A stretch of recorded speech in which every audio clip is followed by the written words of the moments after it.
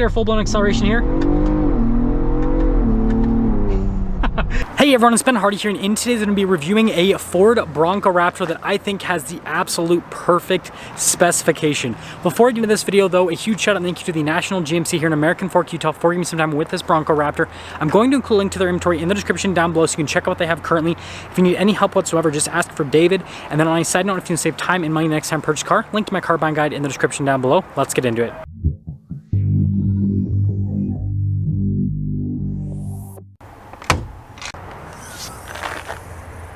Under the hood, we have a turbocharged 3-liter V6 that goes through a 10-speed automatic transmission. Fuel economy is 15 around town and then 16 on the highway, with power outputs being 418 horsepower and then 442 pound-feet of torque. If you guys are wondering, the axle ratio is 4.7. Before we go over the front end, I do want to mention if you want to see more videos just like this, then I recommend you subscribe because I post content every single day.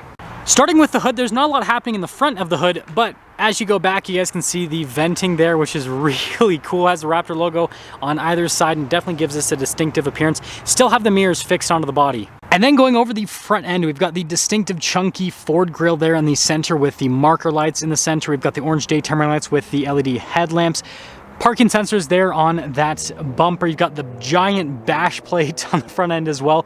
And then you can see with the fog lights, you actually have the covers there to make the center ones yellow, which obviously helps for dust and all that off-road. Now, not only do you have a bash plate, you've got skid plate protection underneath, and I mean, definitely hardcore and ready for off-roading. Now for our tire and wheel setup, it's 37 by 12.5 by 17 in the front and over in the rear as well. And this one actually has the black wheels you can get with the Bronco. Now, they don't have any beadlock capability like some of the other wheels you can get, but they look really cool.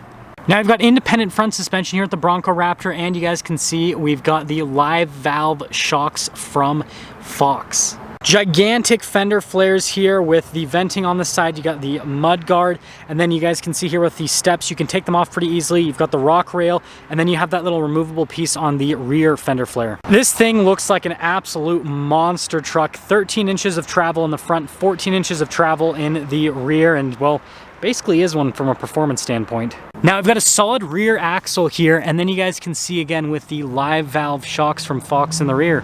Now with our key fob, this is a regular Raptor key fob, so you got the Raptor logo there on the back. We have our unlock lock function and then our remote start function as well. And then opening up the rear, it's just like a regular Bronco where you've got the one hatch where you have to like push it through the multiple compression points, and then you have the window that you pull up. Now just like the regular Bronco, this actually has tons of storage space here in the back, and then notice with the roll cage how it's painted, and then you do have a bunch of reinforcement as part of the Bronco Raptor package.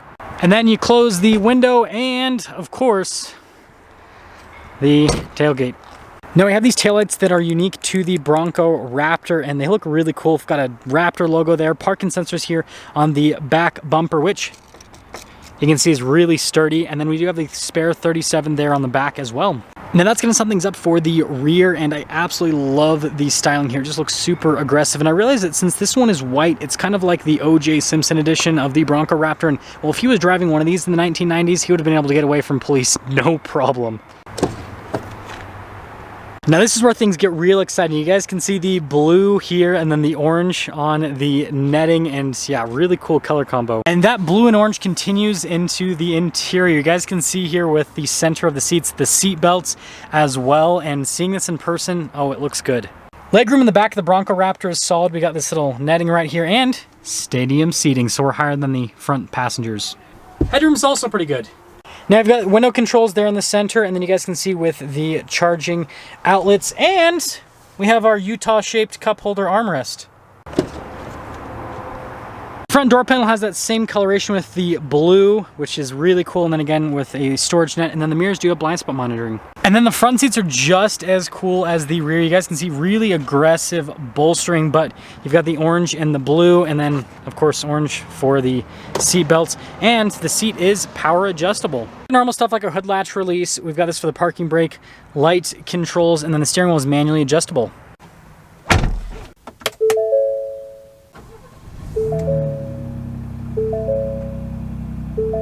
Now we got the steering wheel for the Bronco Raptor, which is pretty much the same as the F-150 Raptor steering wheel. You've got the marker there at the top and then just really big chunky grips on either side. Paddle shifters there on the back. We've got some controls for like adaptive cruise control, lane keep assist, controls for the center stack. This is for your exhaust, the suspension, that's your custom mode, and that's for your steering adjustment. And by steering adjustment, we're talking about steering feel. So there's 3 different settings that you can go through with that. And then with the suspension, there's 3 different settings for that. And then with the exhaust, there's 4 different settings. Now, in terms of what I typically do in the Bronco Raptor, sport on everything, pretty much. As for the rest of the gauge cluster, it is a full digital gauge cluster, which looks a lot better compared to what you have in the regular Bronco. You can scroll through different screens, see different bits of info. First off, you guys can see what this has been averaging, 13.5 miles per gallon, which is worse than what I get in my V8 powered Wrangler, and that's pretty crazy. Now, just like a Bronco Badlands, we have a stabilizer, bar disconnect, front and rear lockers, trail turn assist, and then stability control and hazard lights. Also, more code orange stitching here on the dash, and it's actually blue, which is cool with the dash. Full 360 camera system, so we got trajectory lines that turn with the steering wheel, and then you got that bird's eye view, and you can see out of, well, pretty much every single angle. So if I actually put it into park and then pull up the camera system, now I got the front camera on, so pretty solid. As for the infotainment system itself, we've got a shortcut bar here at the bottom. Pretty easy to use. Response time of the screen's great. You've got the auxiliary screen off to the side. This is just Ford's, new 12-inch display. So we've got analog controls for stuff like the radio, climate controls. It does have a dual zone climate system, heated seats, heated steering wheel, and then you got like shortcut button for the camera, for example. Some charging action down below, including a wireless phone charging pad, and notice the little Bronco plaque has some marker lights.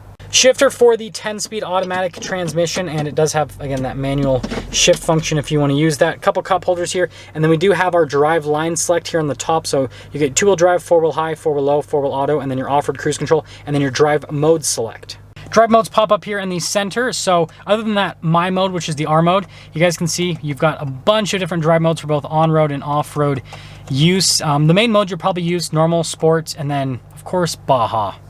Just like a regular Bronco, we got window controls here in the center, mirror adjustment, and then again, it's blue here with the Raptor logo, which is pretty fun.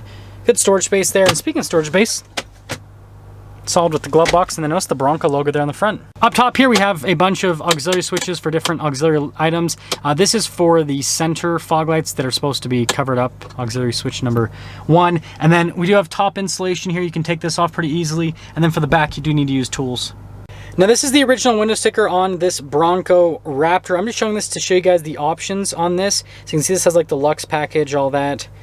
And original MSRP on this is $76,390. Now, the thing about Bronco Raptors, just like any of Ford's specialty product, this is going for way over MSRP. So these Bronco Raptors are going for more like, $120,000 to $140,000, which is crazy because like 2 times original MSRP pretty much. But let's take it out and drive it.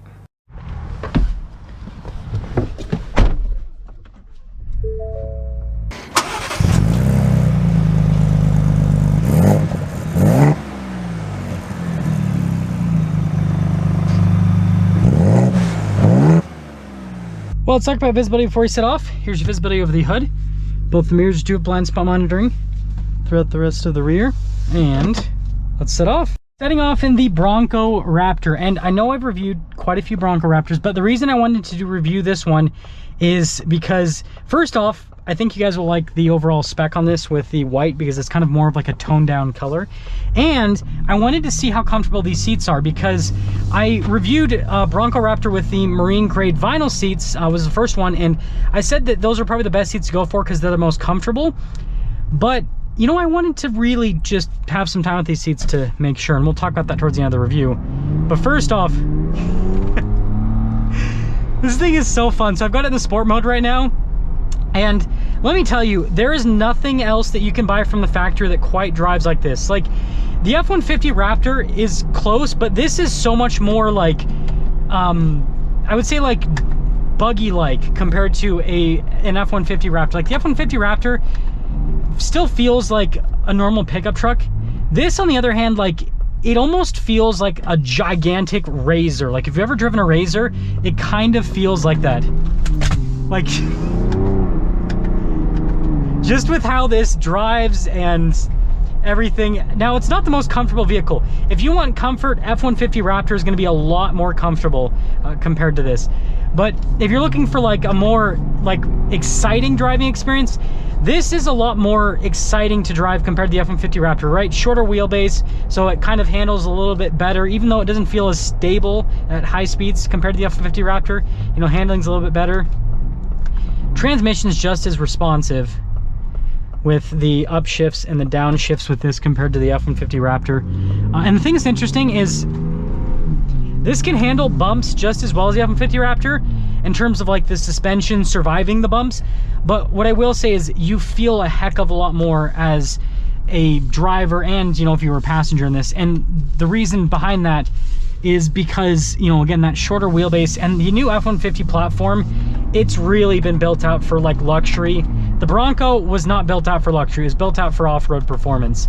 And you really do feel that here with this Bronco Raptor. Let's get our full-blown acceleration here.